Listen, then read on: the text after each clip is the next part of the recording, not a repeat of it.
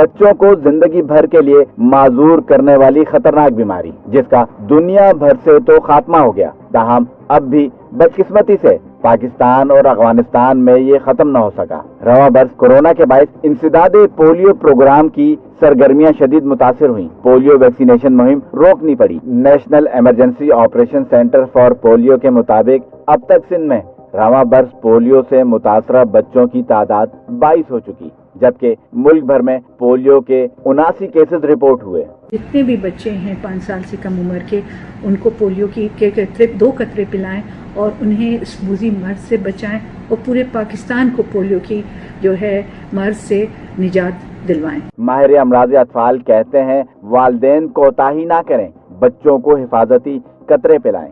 عالمی ادارہ صحت کی international health regulation emergency committee نے پاکستان پر عارضی سفری پابندیوں میں اکتوبر تک توسیع کی تھی، جس کے تحت پاکستان سے باہر جانے والے افراد کی پولیو ویکسینیشن لازمی ہے۔